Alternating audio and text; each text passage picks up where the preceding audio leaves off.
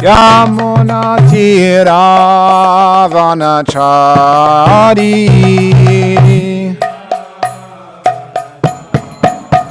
Jaya Radha Madhava Kunja Bihari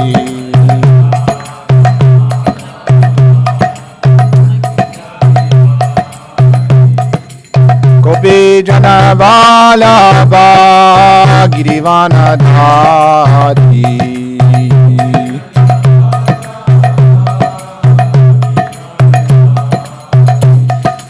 Gopi Jana Vallabha Girivanadhari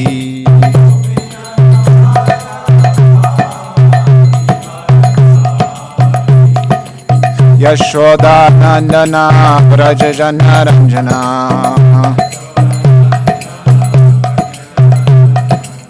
Yashoda Nandana Vrajajana Ranjana Yamuna Tiravanachari Yamuna Tiravanachari Jaya Radha Madhava Kunja Bihari Jaya Radha Madhava Kunja Bihari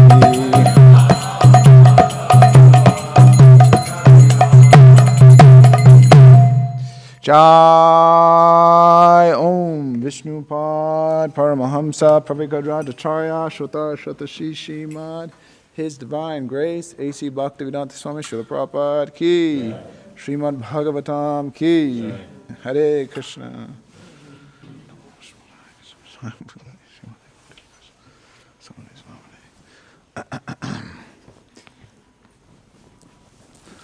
Om Namo Bhagavate Vasudevaya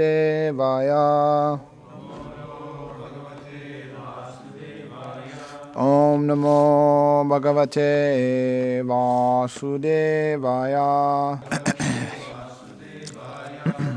Om Namo Bhagavate Vasudevaya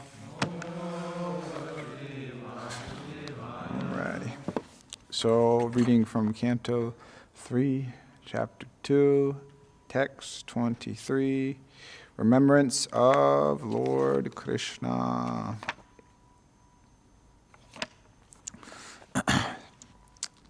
Aho, Bhaki, Yam, Stana, Kala, Kutam, Jigham Shaya, Abhatyayat, Apati, Sabyapi, Krishna, Asadvi, Lebhe, Gatim, Dhatri, Uchitam,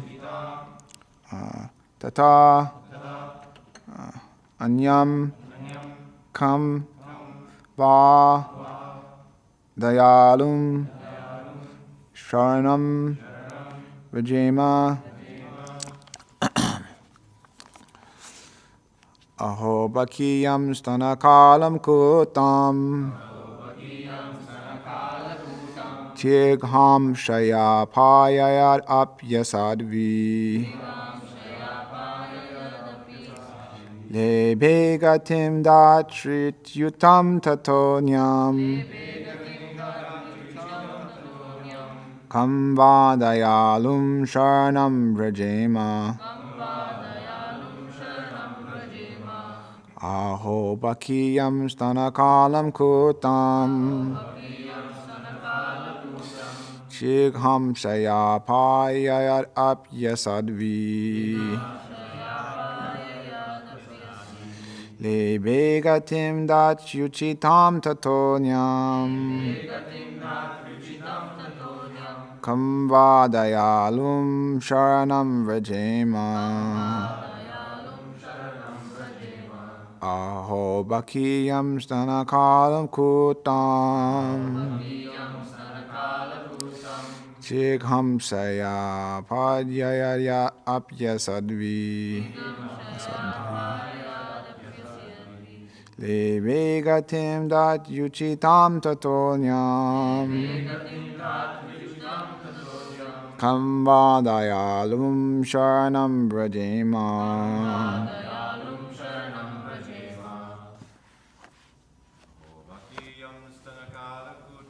Ahobakiyam stanakalakutam Jikam sayapaya yadapyasadvi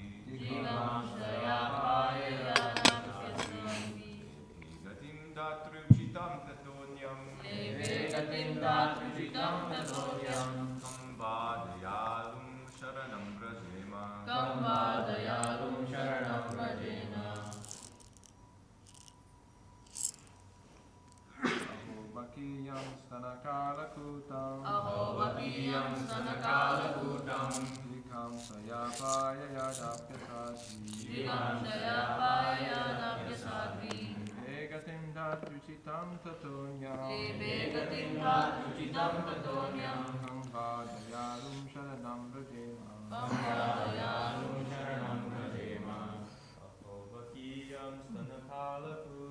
Ahobakiyam stanakalakutam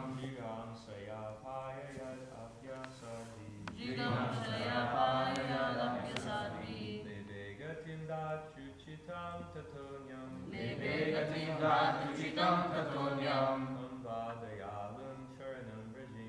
Kambadayalum sharanam rajema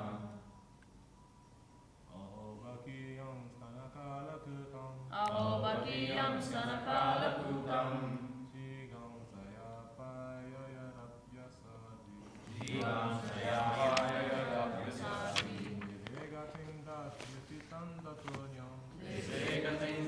Levegatim datruchitam tatonyam Kambadayalum sharanam rajema Ahobakiyam stanakalakutam Jigam shayapaya yadapyasadvi Lebhegatim datruchitam tatonyam Kambadayalum sharanam rajema Ahobakiyam stanakalakutam Jigam sayapaya apyasadvi Levegatim datruchitam tatonyam Kambadayalum sharanam rajena Matatis.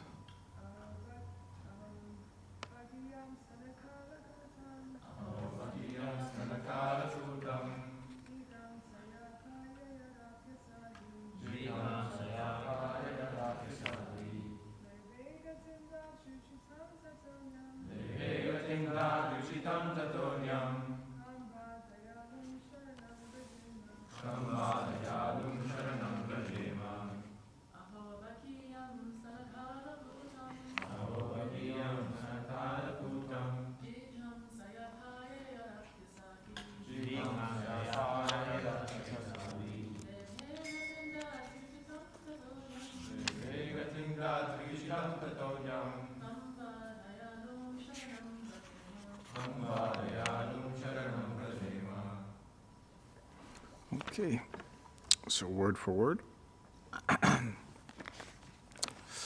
Aho, alas, Baki, the she-demon, Putana, Yam, whom, Stana, of her breast, Kala, deadly, Kutam, poison, Chikham Shaya, out of envy, Apayayat, nourished, Api, although, Asadvi, unfaithful, Lebhe, achieved, Gatim, destination, Dhatri, Uchitam, just suitable for the nurse, Tata, beyond whom, anyam, other.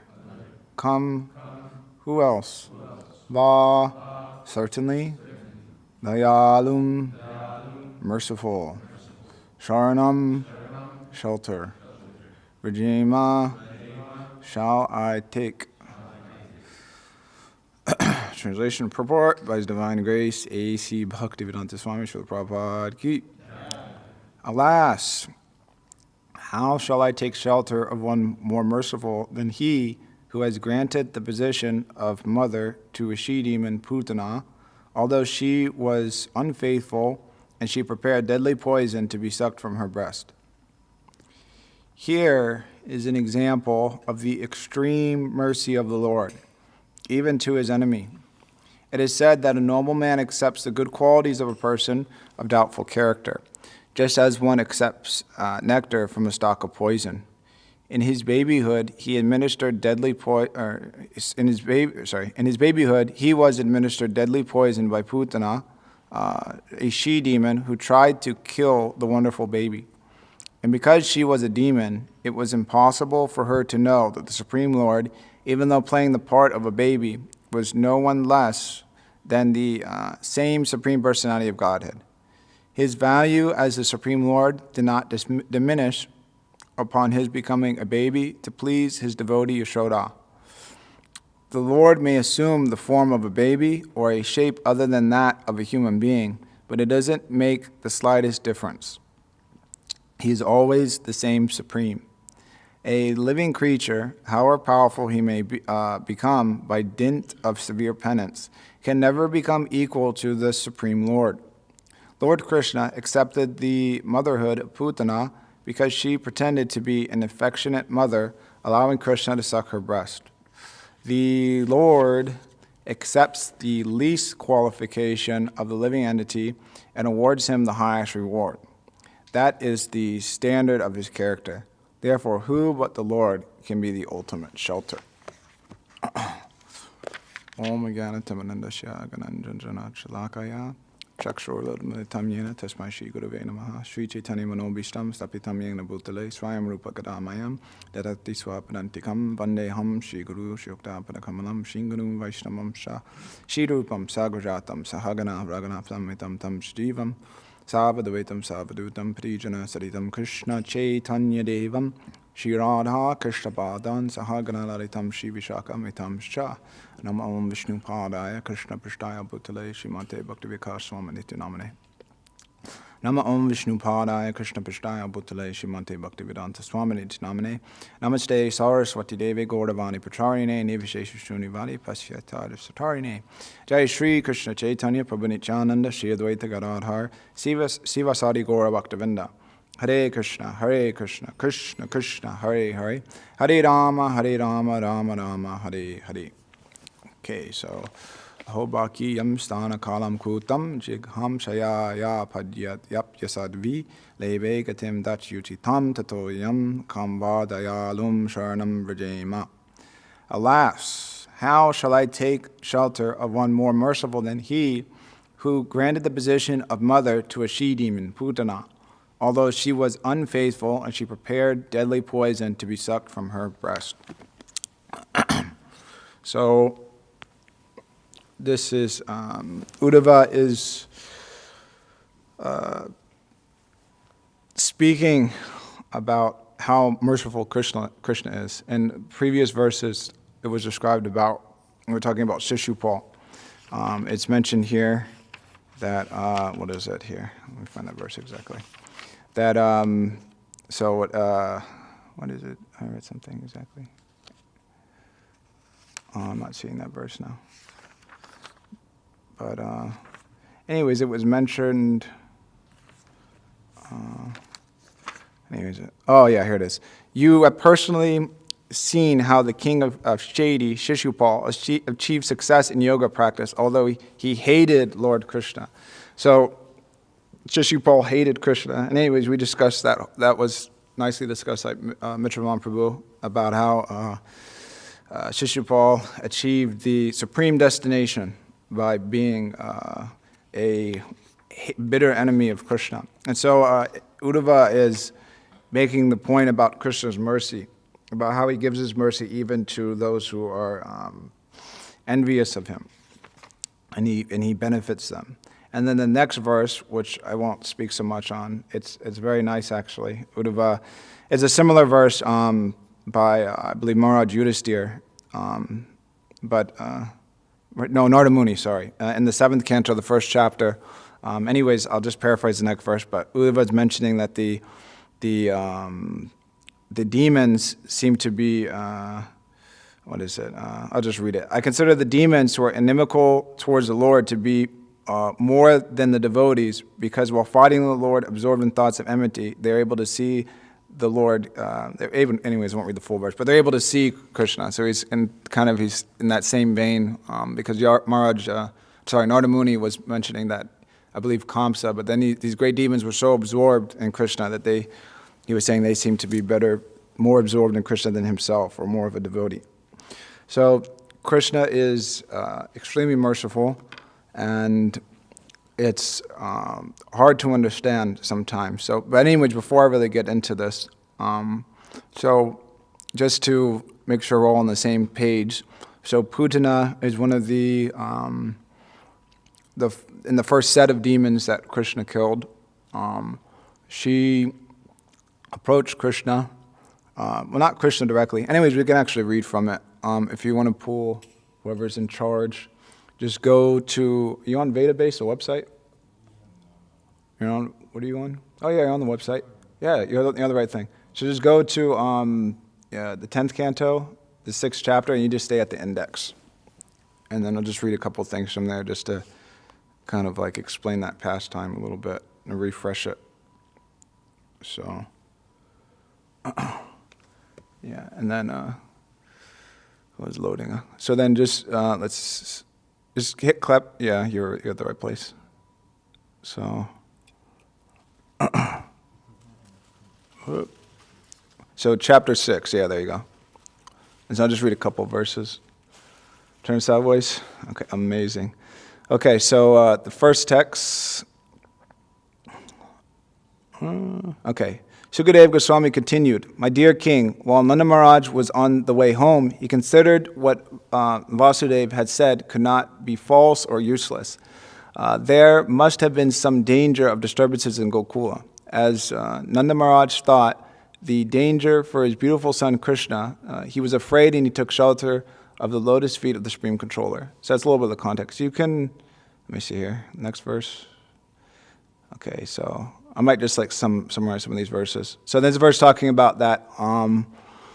Putana was going around killing babies in different cities. Next verse.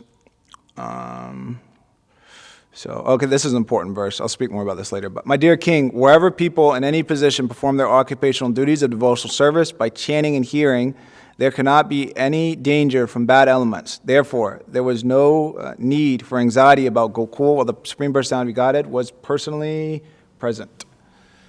Okay, so the story begins. Once upon a time, Putana Rakshashi, who could move according to her desire, was wandering in outer space, converted herself by mystic power to a very beautiful woman, and thus entered Gokul, the abode of Nanda Maharaj. Her hips were full, her breasts were large and firm, seeming to overburden her slim waist, and she was dressed very nicely. Her hair, adorned with a garland of malika flowers, was scattered about her beautiful face. Her earrings were brilliant, and as she smiled very attractively, glancing upon everyone, her beauty drew the attention of all the inhabitants of Vraj, especially the men. When the gopis saw her, they thought the beautiful goddess of fortune, holding a lotus flower in her hand, had come to see, you have to scroll up a little bit, there's a leaf there, her husband Krishna. Okay, so just to kind of explain a little bit more there. So Putana was like very attractive. She didn't come like as like a Rakshashi with like blood smeared all on her face and like claws and things like that. She looked like, like Lakshmi herself, almost like that. She was like very attractive and very beautiful. And so the residents of Vrindavan just thought that she was like some great soul or something like that. And we see that also. Generally, it's like if some woman is like very beautiful, then people just like naturally like trust her. And that's also seen in the past time with Mohini Murti, that the demons, they just trusted Mohini because, you know, she was very attractive. And they thought, well, how can she like do any wrong or like that? Anyways, my spiritual master was saying in the class that, and then some women, they take advantage of that. So she was taking advantage of that she was very beautiful and then like that, and she was manipulating the situation. So while searching for small children, Putanas, whose business was to kill them, entered the house of Nanda Maharaj, unobstructed, having been sent by the superior potency of the Lord. Without asking anyone's permission, she entered Nanda Maharaj's room, where she saw the child sleeping in bed. His unlimited power covered like a fire covered by ashes. She could understand that this child was not ordinary, but was meant to kill all demons. Lord Krishna, the all-pervading supersoul, lying on the bed, understood that Putana, a witch who was expert in killing small children, had come to kill him. Therefore, as if afraid of her, Krishna closed his eyes. Thus Putana took upon her lap him who was to be her own annihilation, just as an unintelligent person places a sleeping snake on his lap, thinking the snake to be a rope. Putana Rakshasi's heart was fierce and cruel, but she looked like a very affectionate mother. Thus she resembled a sharp sword in a soft sheath.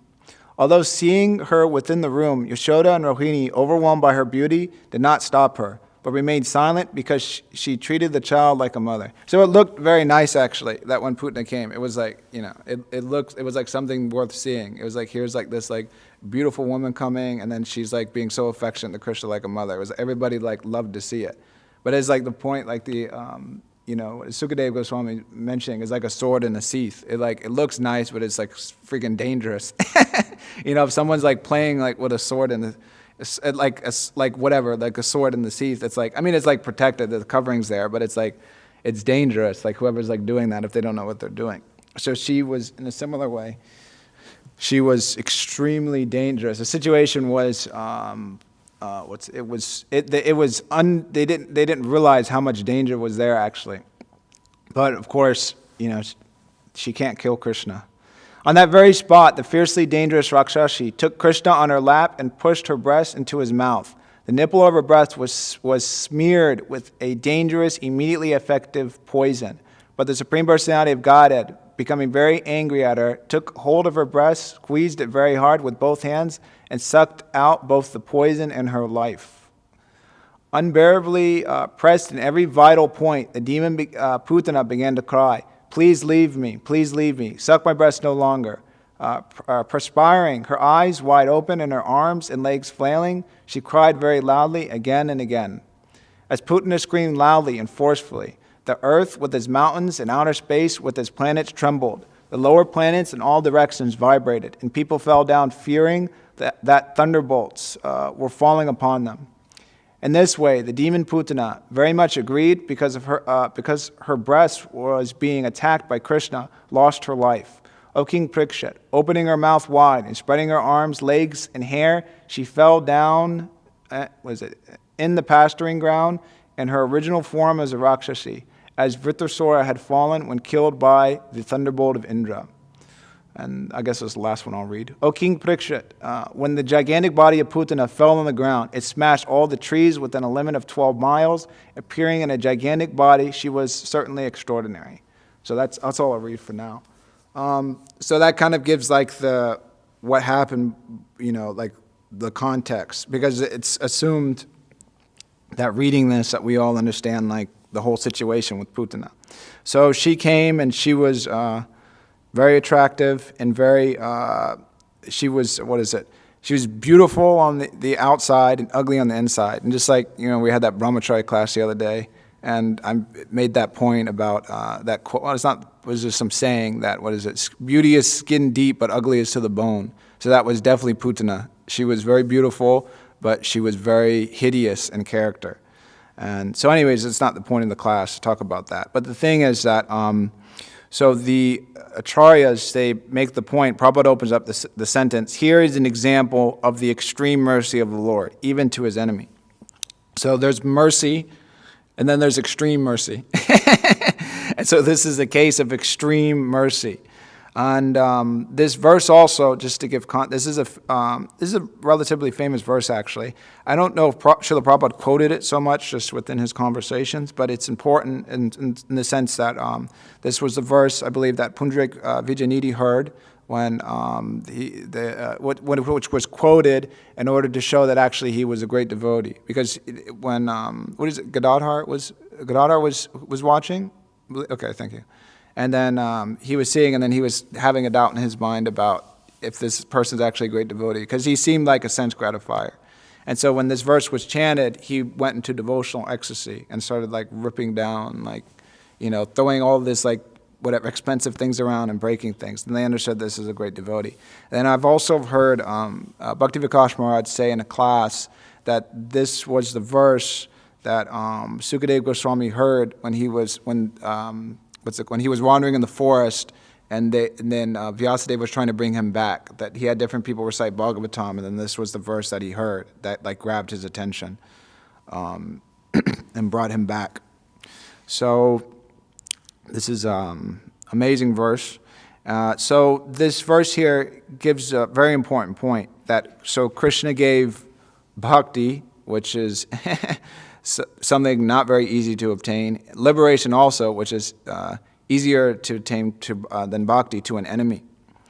And so Uddhava is remembering this, about how merciful Krishna is, that he gave devotional service, the position of a mother, to someone who came to him with no pure motives whatsoever. It wasn't, there wasn't any admixture there. Like sometimes people come to the temple and they pray to God, they'll bring some flour, some rice generally. They'll bring some rice and then or give like a $10 donation or something, and they'll give something and then they'll ask for something. So there's some idea there that, okay, I'm coming to see Bhagavan, so then let me give him something. And so they give, and then let me ask for some benediction. And then usually help me pass my exam, help me get a promotion, like this, material things. But she wasn't coming with any good intentions, only with bad intentions. And it's actually an amazing thing, actually, because I was considering this point. But in the material world, we don't see a situation where like somebody comes, somebody goes and robs a house or something, and puts a gun in somebody's face, and then later somebody asks like, oh, how did you meet your husband or your wife? And well, actually, I was sleeping in my room, and then in the middle of the night somebody broke into my house and put a gun to my head, and then I just fell in love with this person, and then we got married, and it was like a happily ever after marriage. Usually don't hear those kind of stories like that. Usually it's a little bit more fluffy and flowery, and whatever. We locked eyes, and then whatever, and then so many different things. We don't have to get into that. So usually you don't hear such things, or whatever. Or just like this, what's it called? Anyways, not to get into that whole thing, but the whole assassination with Trump. I mean, the guy died, but it's not that if that guy didn't die, then they were Trump was well, he almost shot my ear. So then bring that man here. And then he comes down or whatever, and he's I want to make you my secretary. I want to give you a position in the White House, that doesn't happen in the material world. If somebody tries to kill somebody, usually, there's different things with that. Generally, that person just wants revenge, or they want that person as far away from them. That's why they have restraining orders, because people that they fall in love and then they fall out of love, and then one person's not in love, but the other person still is in love. And anyways, that's a whole thing in and of itself. And then they get a restraining order because that love isn't there anymore. So but we don't see that in the material world, that somebody does extreme harm to somebody, and then that person is given a position immediately related to that person or connected to that individual. There are things like that in movies. I know one movie that popped into my head where that was a situation. I won't get into the details. I don't want to contaminate anybody. But one person killed, is a movie, but they killed They killed the husband of the woman, and then the woman fell in love with the other guy, and then she found out that person, whatever, killed her husband, and then she tried to like kill them, and there was a whole thing. Anyways, I don't know what happened. Whatever, they fell in love whatsoever. But anyways, it's just a movie. So I was thinking more about that. But the thing is that only Krishna is in such a position that he can be that kind. And also, too, similarly, that person that does that horrendous act, he's actually able to purify that person. And that's the main thing. Because somebody that does something horrible, if they're rectified, then it's like, okay. But then there's always still that doubt. But Krishna was able to purify Putana. And so there wasn't any doubt in his mind that, afterwards she was going to like try to, do something crazy and go cool or something like that. So, that free will is always there. But, the main thing is that, of course, like, it's not that like someone can like harm Krishna. But, but anyways, I wanted to read something from the Upanishad. It kind of makes that point here. But let me find the exact where it starts exactly. So, let me see. Did I put the full thing? Okay, I think, I'll just read this. So this is from the Upanishad, verse 8. So to confirm that the Lord is always pure and uncontaminated, Sri Upanishad describes him as Sudam, antiseptic, and Apapavidham, prophylactic. He is antiseptic in the sense that even an impure thing can become purified just by touching him. The word prophylactic refers to the power of his association. As mentioned in Bhagavad Gita, chapter 9, text 30 and 31, a devotee may appear to be Sudarachar, not well behaved in the beginning, but he should be accepted as pure because he is on the right path. This is due to the prophylactic nature of the Lord's association. The Lord is also a Apapavidam, because sin cannot touch him, even if he acts in a way that appears to be sinful. Such actions are all good, for there is no question of his being affected by sin. Because in all circumstances he is Sudam, most purified. He is often compared to the sun. The sun extracts moisture from many untouchable places, and the earth yet remains pure. Yet in fact it purifies obnoxious things by virtue of its sterilizing powers. If the sun, which is a material object, is so powerful, then we can hardly begin to imagine the purifying strength of the all-powerful Lord. So I was thinking about that, and then that substantiates that point in Prabhupada's purport. But Krishna is so pure and so powerful and cleansing that somebody does something, impure or whatever, and he's able to purify that person and then rectify that person. And then also simultaneously, his punishments, which I'll read a little bit later, but his punishments are also, they're beneficial. We get punished in the material world, generally it's not beneficial. Like if, whatever, you're speeding and get some fine, it's like you lose something, and then whatever, you lose $100, $200 or something, or go to jail, and then, whatever. It's an inconvenience. But Krishna's punishments are actually not inconveniences, because they help one come to the platform of Krishna consciousness. If one takes that punishment properly and is sincere, then that brings one closer to Krishna, actually. And then there's many examples of that. There's so many examples of that. And I'll talk a little bit about that more later also. So just another angle of this I was touching on lightly, but it's something to reflect upon. That so Putana, she obtained such a great position. she hit jackpot, whatever. It's like someone, we can only imagine, someone wins the lottery, but then didn't play the lottery. It's like someone comes knocking on the door, you won the jackpot. And it's like, well, I didn't even play. And it's like, well, you won, congratulations. We're doing this thing where we got everybody's name in a machine, and then we pull it out, and then that person wins, whatever, $1 trillion, because a million's not so much these days anymore. So then they're like, oh my God, So that's the kind of the case with like Putana and some of these other demons, is that they just hit the jackpot. So the thing is that's Krishna's causeless mercy. So that we can examine, so what was how did Putana get that mercy? What was the cause? And then, was the cause that, she came to kill Krishna, and she came as a beautiful woman, and so what was the cause? Some of the different chariots give different lights on that, in the sense, or was it a previous life? Because the acharyas explain that when Bali Maharaj when Vamanadev came to Bali Maharaj's sacrificial arena, there was one relative there. I think her name was Ratnamali. But she saw Vamana and she was thinking how beautiful this boy was and how fortunate that woman was who had suckled him as a child. And so she had some affinity for Vamanadev. And then when Vamanadev took this gigantic form and cheated Bali, she got fried out.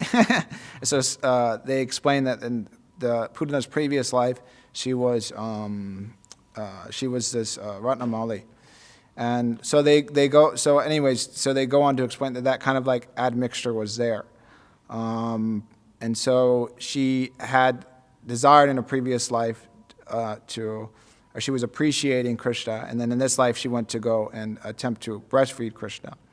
And then so was she qualified for the mercy? She was a demon, she was going to kill Krishna. And there's different ways of analyzing it and understanding that. But as Srila Prabhupada makes the point here, as he makes a couple points, but so he says that Lord Krishna accepted the motherhood of Putana because she pretended to be an affectionate mother, allowing Krishna to suck her breast. The Lord accepts the least qualification of the living entity and awards him the highest reward. This is the standard of his character. So therefore, who but the Lord can be the ultimate shelter? So this is the character of Krishna, is that he takes, amongst all the horrible qualities, he accepts the goodness of it, and it takes the essence. So Krishna took the essence of Putana's offering, which was, she was just coming to offer her milk to Krishna in a roundabout way. and so, but kind of analyzing that more, so that was kind of that situation, but analyzing that more, wasn't that Putana was coming from very pious background, and it wasn't that she was very qualified or all these things. So, but the point is that Krishna can bestow his causeless mercy onto those that he sees fit, actually. And this is an important point to remember.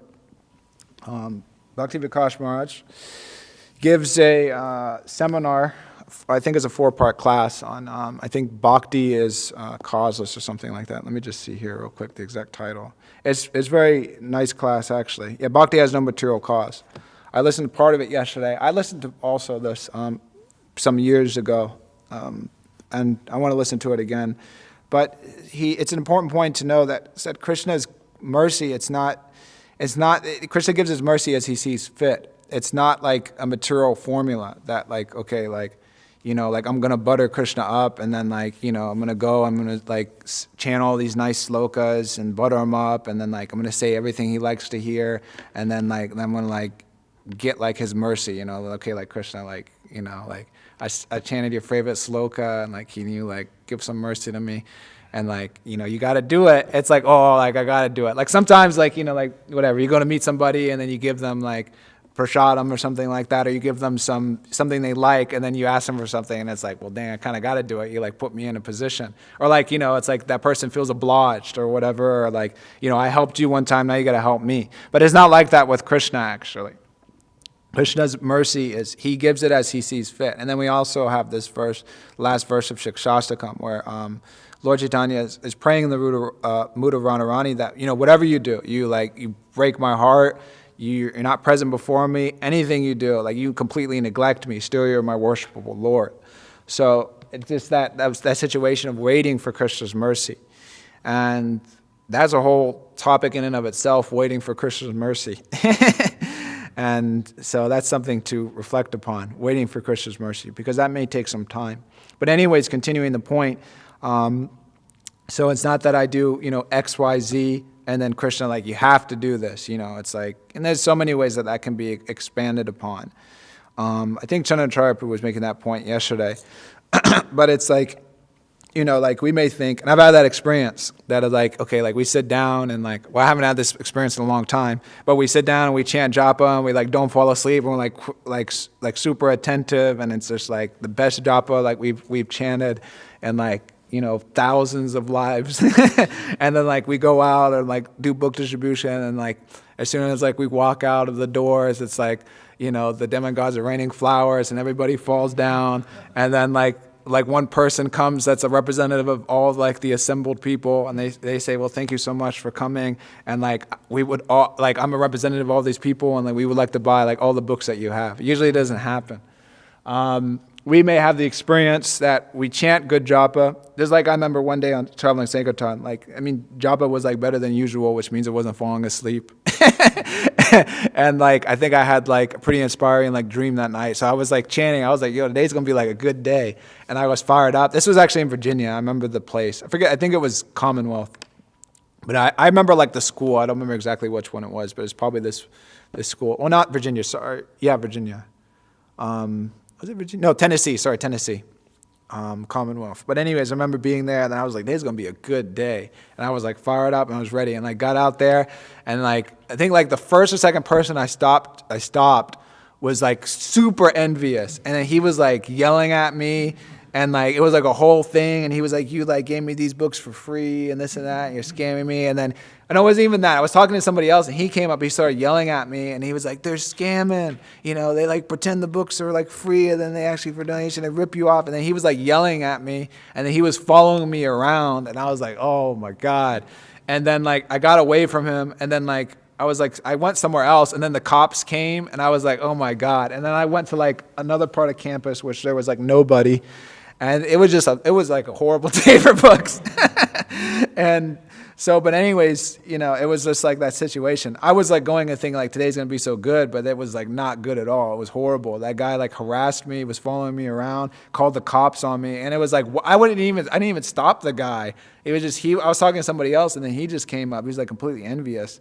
But the thing is that like, and we also have that experience also. We go on books, and then it just like, you know, I was talking with the devotees that are working this music festival the other day, but we were kind of like discussing that it's like, some days I mean, it's true. I mean, I've had the experience. We all have the experience. Like you just go on book distribution like 1, 2, 3, 4 days, and it's just like suffering.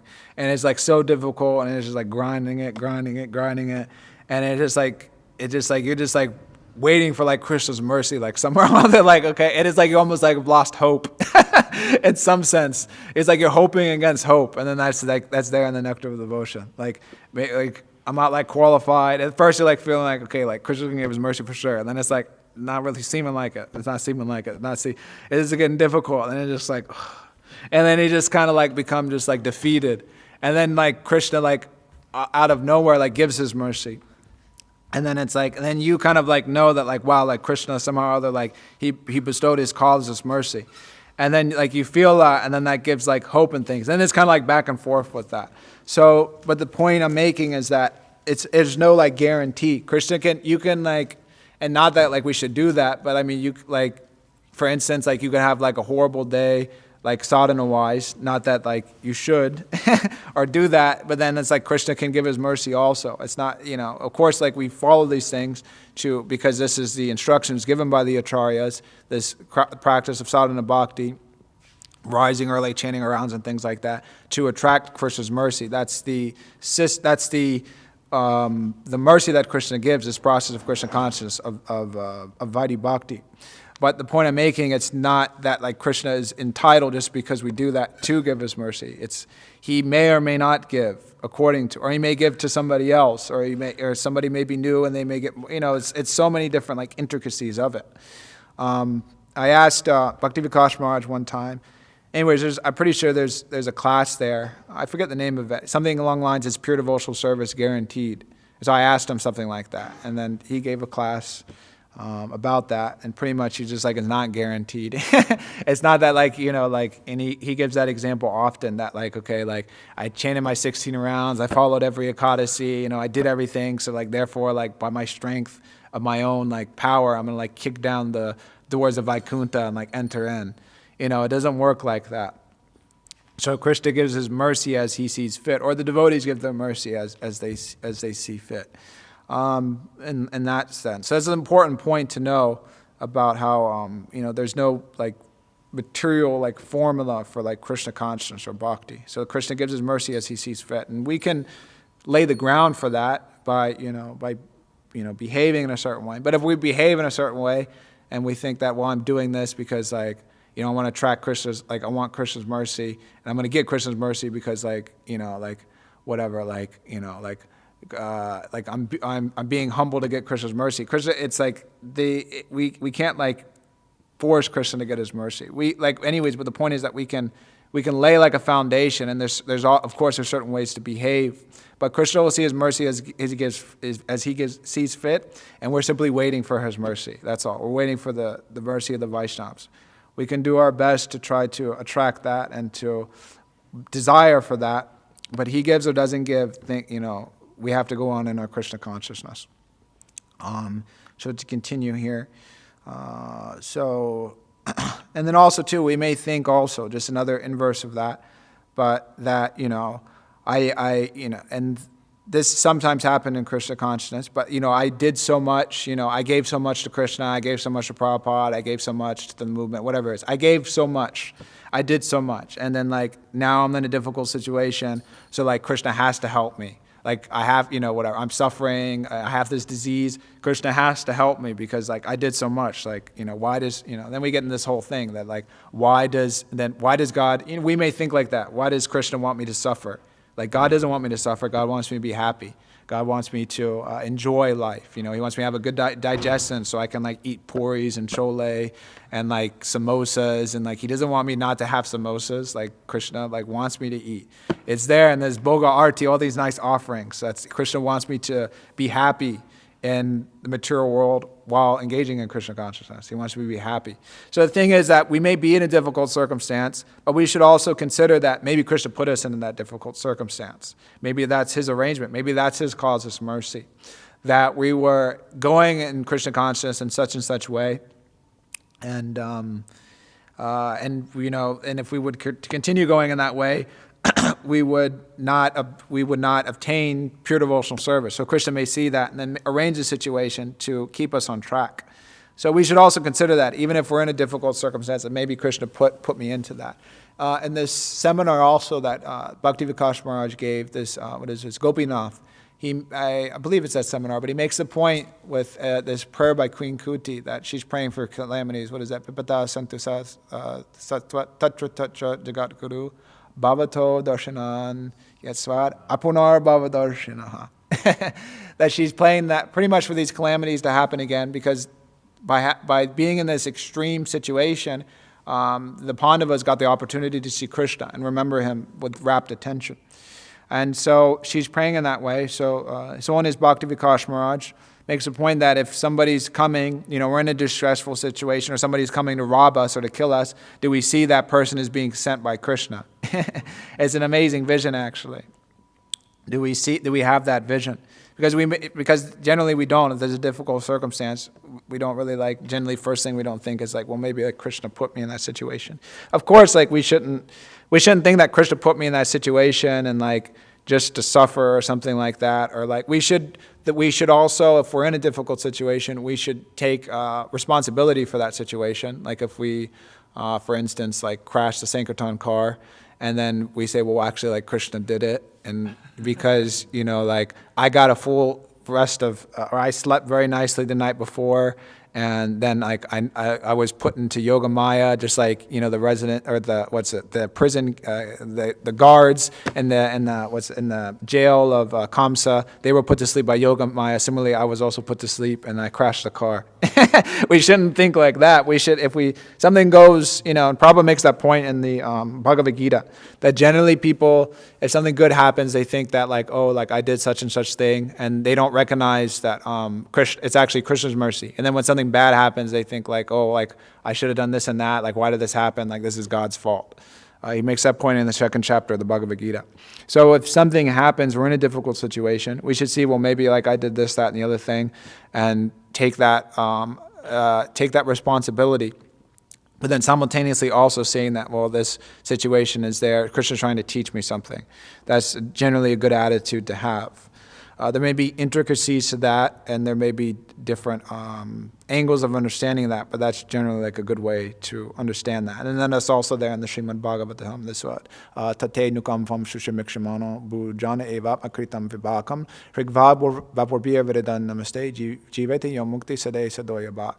That Lord Brahma is pretty much praying that one who is suffering and he's continuing on in his Krishna consciousness, fully surrendered, with his worshiping the Lord with his his voice, his body, and his mind. He's eligible for liberation, and he has that steady determination. So the acharyas also, they give different understandings of that in that purport.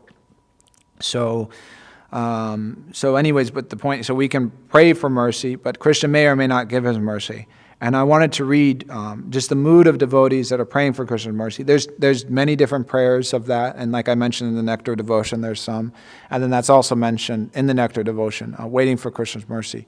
But particularly, I wanted to read from, and you can pull this up. I'll probably pull it up quicker than you, or maybe not. But so go to Chaitanya Charitamrita, Majji Leela, chapter 1, and you can just do the index thing. And you can start at like text like 100 and, yeah, chapter 1 of Majji Leela. So you just go there, and then you can scroll down all the way to like text like 180 something. Let me see here. Oh, okay, I got the thing already. But I just wanted to read some, I'll just read like the translation of some stuff. Oh, it's messed up. Yeah, that was happening to me earlier too. Okay. 180? Yeah, 180. Around 180. You have it? If you don't have it, I have it too, because I have a PDF. The website's down. Okay, great. You got the thing. Okay, so scroll down a little bit.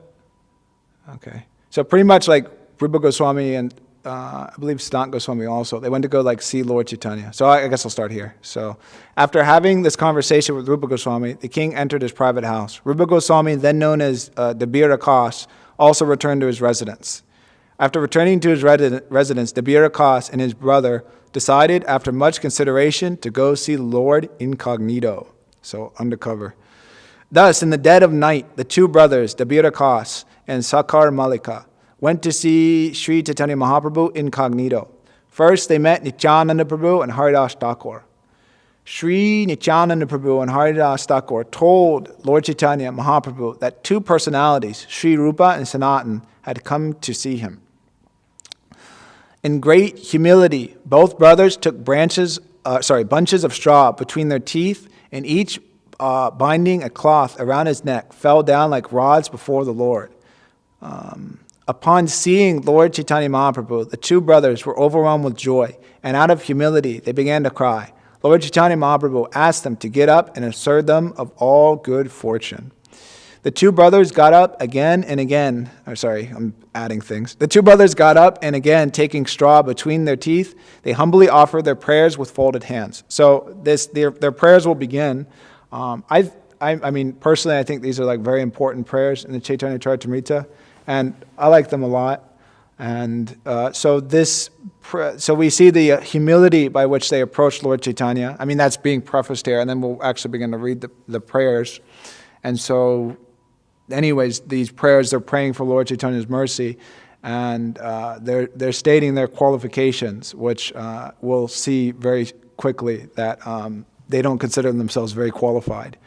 So, and the Sanskrit, or the Bengali is also very nice for all these things. So, all glories to Sri Chaitanya Mahaprabhu, the most merciful Savior of the fallen souls. All glories to the Supreme Personality of Godhead. And I think this verse also. Anyways, let me you keep that there. I'm just going to pull this up. But like some of these, But anyways, I'll just read. I won't make so many comments. So, sir, we belong to the lowest class of men, and our associates in employment are also of the lowest type. Therefore, we cannot introduce ourselves to you. We feel very much ashamed standing here before you. So we see their mood. It's, that we're not great. We're great men. We're big men. No, they pray like Malecha Jati, Malecha Sevi.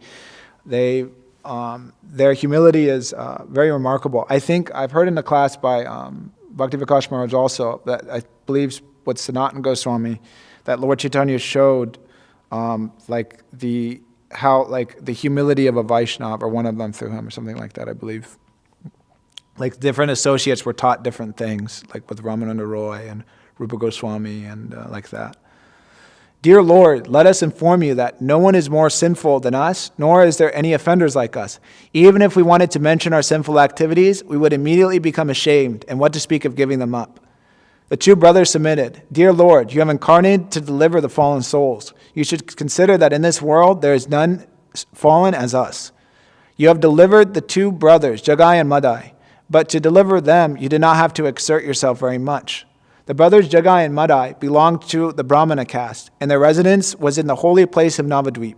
They never served low-class persons, nor were they instruments to abominable activities.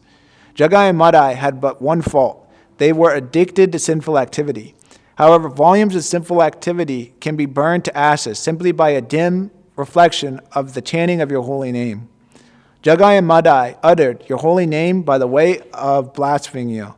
Fortunately, that name became the cause of their deliverance. That's an important point we see in that previous verse, that they were chanting the holy names of the Lord, blaspheming him, but still he took that. So we too are millions and millions of times inferior to Jagai and Madai. We are more degraded, fallen, and sinful than they. Actually, we belong to the caste of meat-eaters because we are servants of meat-eaters. Indeed, our activities are exactly like those of meat-eaters. Because we always associate with such people, we are inimical towards the cows and brahmanas. The two brothers, Sakar, Malik, and Dabir Akas, very humbly submitted that due to their abominable activities, they were now bound by the neck and hands and had been thrown into a ditch filled with abominable stool-like objects of material sense enjoyment. No one within the three worlds is sufficiently powerful to deliver us. You are the only savior of the fallen souls. Therefore, there is no one but you. If you simply deliver us by your transcendental strength, then certainly your name will be known as Patita Pavan, the savior of the fallen souls.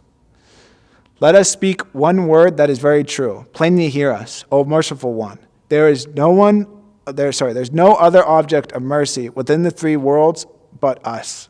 We are the most fallen. Therefore, by showing us your mercy is most successful. Let the power of your mercy be exhibited throughout the entire universe. Let us submit one piece of information before you, dear Lord. It is not at all false, but is full of meaning. It is this: if you are not merciful upon us, then it will be very, very difficult to find more suitable candidates for your mercy. We are very depressed at being unfit candidates for your mercy. Yet we have heard of your transcendental qualities. We are very much attracted to you. Indeed, we are like a dwarf who wants to capture the moon. Although we are completely unfit, a desire to receive your mercy is awakening within our minds.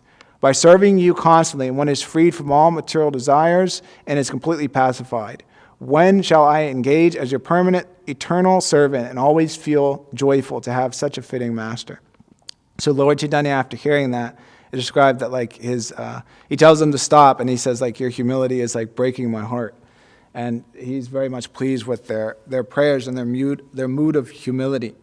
And so in this way, and they receive Lord Chaitanya's mercy. And so anyways, I wanted to read that because that shows their mood. They're begging for Lord Chaitanya's mercy with all humility. And then we see they're saying, well, in different places, they're saying, you know, that we're so unqualified, you know, we're more fallen than Jagai and Madai. You know, it will be very difficult for you to deliver us, but then in one sense you have to, because you know you came as Petit Pavan, and if you save us, then that will surely fulfill the purport of that name. And you came for the most fallen, but we are the most fallen. And we see Narottam Das Thakur also similarly plays in a similar way, and Bhaktivinoda Thakur, our acharyas, and Srila Prabhupada also, they have that same mood of humility. And that's a big topic in and of itself, but it's almost inconceivable about how like great exalted Vaishnavas, how they actually seriously feel in such a way like that. At least from my position, looking upon these great devotees, it's like hard to imagine. They're full of such great qualities, completely surrendered, you know, doing such amazing service, all these different things, but then they feel themselves completely fallen. Like Krishnadas Kaviraj makes that point, that he feels, you know, he's the same thing, feels lower than Jagai and Madai and worse than the worm and stool. It's like, how is that like possible? And it's like bewildering almost. That it is bewildering. About simultaneously, it's like they're the highest Vaishnavas, but then they feel themselves internally to be the lowest of mankind. So they show this mood about how to approach Krishna, how to pray to Krishna, how to engage in his service, and how to ask for his mercy, to beg for his mercy, but at the same time, the Lord may give it or may not give it. So continuing, and kind of like the conclusion of this, sorry, I'm doing a good bit of reading today. Hope it's not too boring. But I'll read one more thing here from the Bhagavatamrita, talking about Putana. And I think it kind of summarizes the point. But anyways, I'll summarize it if it doesn't. So I'll just read here from Bhagavatamrita, part of it. So the actual verse, anyways, it's from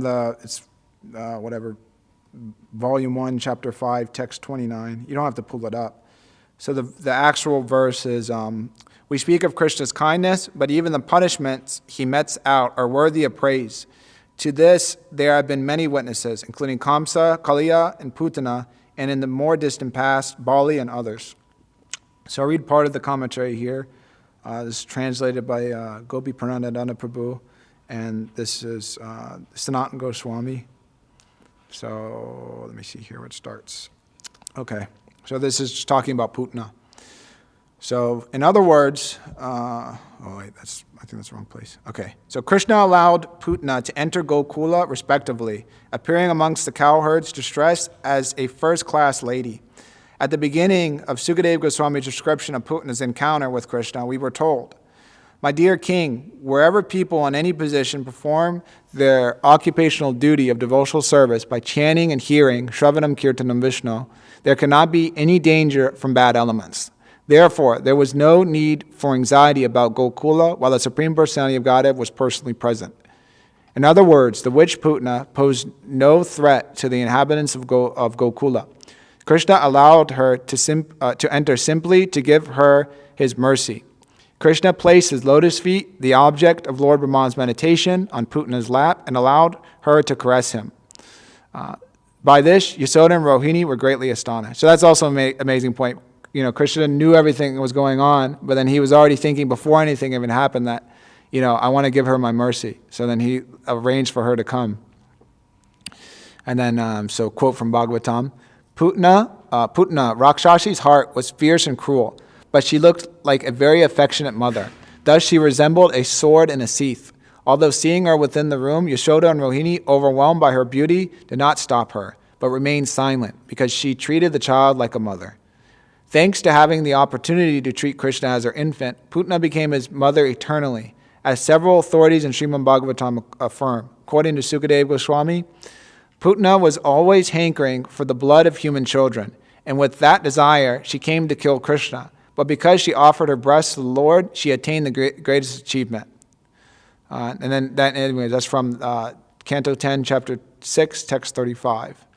And then continuing. As Lord Brahma said to Lord Krishna, Sad Vaisha Eva Putanapi Sad Kulam Tvam Eva Devapita. You have already arranged to give yourself to Putana and her family members in exchange for her disguising herself as a devotee. And so that's from Canto 10, Chapter 14, Text 35. And then this verse, which we're reading today, is quoted. So I'll read the translation of that. So, alas, how shall I take shelter of one more merciful than he who granted the position of mother to a she-demon, Putana, although she was unfaithful and she had prepared deadly poison to be sucked from her breast. Even Putana's dead body, restored to the horrible form of a witch, was sanctified as Krishna's playground. That's an interesting point, actually. I didn't even consider that. Without fear, the child Krishna was playing on the upper portion of Putana Rakshasi's breast. And when the gopis saw the child's wonderful activities, they immediately came forward with great jubilation and picked him up. So even Krishna was playing on her dead body. And when her corpse was burned, it gave off a fragrance like precious aguru, which spread in all directions. And then quote, because of Krishna's having sucked the breast of the Rakshasi Putana, when Krishna killed her, she was immediately freed of all material contamination. Her sinful reactions automatically vanquished, and therefore, when her gigantic body was being burnt, the smoke emanating from her body was fragrant like a guru incense. And let me see here, one last thing. So, yeah, then just kind of one last point here. It's amazing, actually, all those different points that the Acharyas bring out. So the last thing I'll read here. So anyways, I'll kind of summarize this one paragraph. But it's mentioned that Krishna's punishment is beneficial, and then even with Bali Maharaj, the Vamana came there, was his doorkeeper, and then he protected Bali Maharaj from Ravana. And he wouldn't, and Devarsa Muni came at one point to ask Vamana to leave, but Lord Vamana refused to do so without Bali's permission. So that's amazing. That we see that Krishna is subservient to his devotees' desires.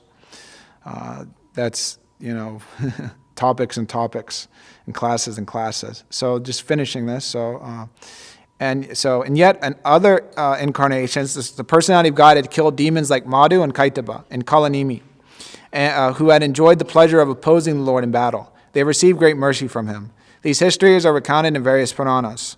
The mercy shown by Sri Krishna through his incarnations is a natural reflection of the supreme mercy he displays in his original form.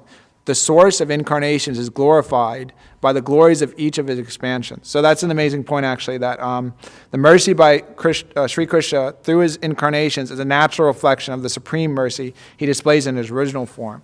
So specifically in that original form, Swayam Bhagavan Krishna, and even specifically so within Vrindavan, that Krishna in that form gives the most amount of mercy to everybody. And then also as Lord Chaitanya, he's even more merciful. He gives mercy in that sense. But anyways, so the conclusion is that we can, another way of understanding this verse and is that, let me see here, is that that if Krishna, he was so merciful, or he gave so much mercy to Putana. Oh, and there's actually a verse, actually. Oops, I can just end it on that verse, and I don't have to say that. So let me pull up that verse real quick. Let me find it. Okay, here it is. But I'll just read this verse, and then I'll end on this point. So this is from the Srimad Bhagavatam, Canto 11, Chapter 5, Text 48. So inimical kings like Shishupal, Pundraka, and Salva were always thinking about Lord Krishna. Even while lying down, sitting, or engaging in other activities, they enviously meditated upon the bodily movements of the Lord, his sporting pastimes, his loving glances upon his devotees, and other attractive features displayed by the Lord. Being thus always absorbed in Krishna, they achieved spiritual liberation in the Lord's own abode. What can be said of the benedictions offered to those who constantly fix their minds on Lord Krishna in a favorable, loving mood? So anyways, we can read these things and get hope and inspiration that Krishna, by engaging in this process of Krishna consciousness, one day, eventually Krishna will give his mercy, and Krishna is given his mercy to those even that were completely against him and completely inimical. So we can receive some hope for that Krishna gave his mercy to Putana, Shishupal, Kamsa, all these demons. So then surely there is hope for someone like myself. And so we can receive inspiration from that also, that Krishna is extremely merciful. And of course, the process of Krishna consciousness is there. We should follow that, that we take advantage of that mercy, and we just think we'll be a demon and then eventually Krishna will deliver us. But it's just to emphasize the point about how compassionate Krishna is. But Krishna is unlimitedly compassionate, and he's even unlimitedly more compassionate to his devotees and things like that. And he makes that point also in anyways, there's so many different points made in that regard. But he's anxious Prabhupada would make that point, that the father loves all the children equally, but if a child rejects the father, he still has affection for that child, but he may not directly engage in a relationship due to some blockage on the part of the child, but then that child who is affectionate to the father and reciprocates in the relationship, he reciprocates accordingly.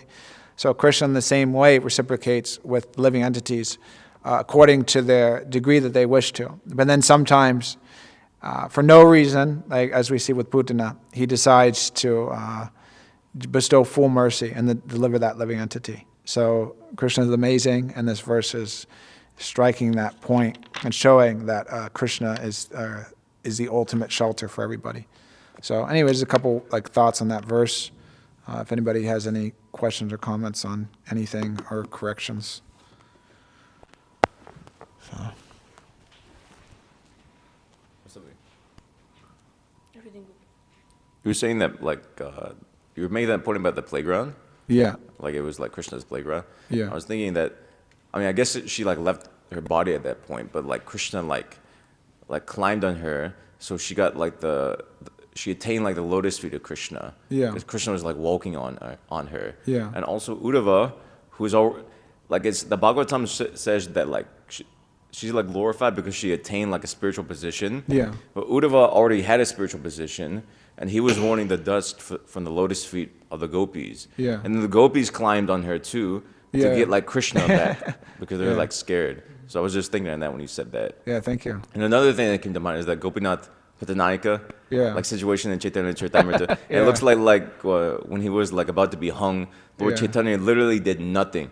If you Yeah. look at the situation, how it got like resolved, Lord Chaitanya didn't do like basically anything. Yeah, he didn't like want he to get like involved. actively like it's not that he did nothing, he like refused to do anything basically. Yeah. And so it looked like, you know, the devotees kind of like resolved the situation, but still he took it, Gopinath, how he wasn't, because he wasn't killed because it was like the mercy of Lord Chaitanya. Yeah. I was thinking of that when you were saying among the like the situations, Yeah. what can come about is difficult to ascertain how Krishna's mercy can manifest. Yeah, it is. That's like a whole pastime in and of itself. I think Lord Chaitanya makes some comment that like Jagannath like saved you or something like that. Jagannath saved me, he says. Yeah, something like that. But then that whole that's an amazing pastime in and of itself. But yeah, it seems like, you know, Lord Krishna wasn't helping him, Lord Chaitanya, and he was just like, they asked what he was doing when he was about to get thrown off the Chunga, and he was like, well, he was chanting. I think like, I don't know if he was chanting Hare Krishna or chanting Lord Chaitanya's names. I forget, like, but anyways, he was chanting. That's the point. And then we're like, oh, okay. And then even too, that the whole thing happened, and then he got a raise and a better position. He was like a tax collector who was like about to be hung because he was like stealing money basically. Yeah. And then like they doubled his salary. Yeah. And he was like given the same position within the same area. He got double the salary. Yeah, it's bewildering sometimes to understand all those things. But it's like, that's the thing. It's the same. It's that principle that like Krishna does as he sees fit. You know, somehow it was arranged for him to almost be killed. And then also there was Bhakti Vikas Maharaj, I was telling you, he made that point about that pastime. That one lesson from that is that, what is that? Kontiya patijani hi name bhakta panashyati. That like Krishna tells Arjuna, like my devotee will never perish. So in that sense, like Krishna or Lord Chaitanya, he was Gopi Patnayaka was protected in order to like establish that point, because it's one of the, I don't know exactly who, but he's one of the Pandavas. I forget which one exactly. But that's there also, that his devotee. So that lesson's kind of taught. There's a lot of intricacies that are also there, but the Krishnadas Kaviraj doesn't really explain them exactly. It kind of just like leaves it like hidden. Like there's a deeper meaning in that pastime, which I want to know eventually. So, yeah. Anything else?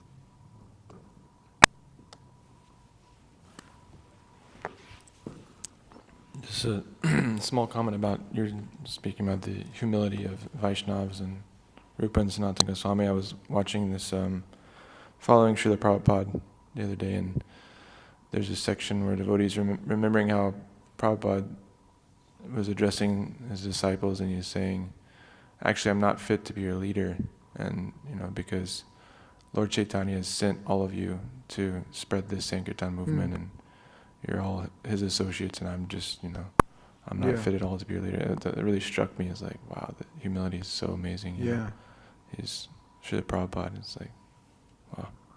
Yeah, it's really amazing. There's a lot of instances like that with Prabhupada. There's also the instance where I think it was in Sweden or something, but one of the reporters were like, well, somebody was like criticizing Prabhupada that like, oh, you must think like you're a first class man because I think he was talking in class about Guru, and he's actually, no, I'm fifth class, like that. And it's like genuine. And then also Bhaktisiddhanta, Prabhupada also and Bhaktisiddhanta Saraswati Thakur, they both said things along the lines of like, that my disciples are actually like my Guru. Like Bhaktisiddhanta Saraswati Thakur said that.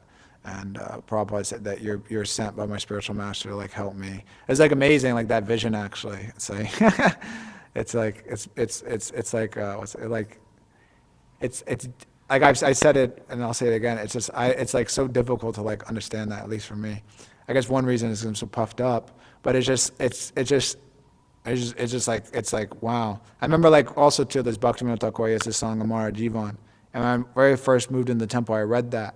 And I was like amazed actually. I didn't know so much about Bhaktivinoda Thakur, but I was like at least whatever, I was new, so it's like amazing that like this saint has like this perception of himself. But then I also was thinking anyways. But it's just amazing that like how like deep this humility goes, and it's not just some humility that just like you being pushed here, pushed there. I mean, they stay firmly fixed to the lotus feet of Krishna and his Shastra, of course. But then they have like this genuine like feeling in their heart. But it's like, it's something that, we can learn from. It's really such an amazing quality that like karmis don't value at all, like. Yeah. Karmis value the opposite, being really puffed up. It's like when you start taking up devotional service, you like see the value of humility and like the beauty of it. And, Yeah, to be humble in the material world is like a disqualification. You have to be like a go-getter and put whatever, like conquer and all these things, and be an alpha male or whatever. So.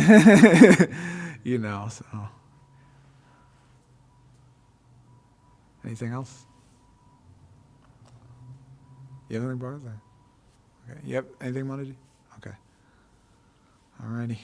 So, thank you very much. Srimad Bhagavatam ki, Srila Prabhupada ki.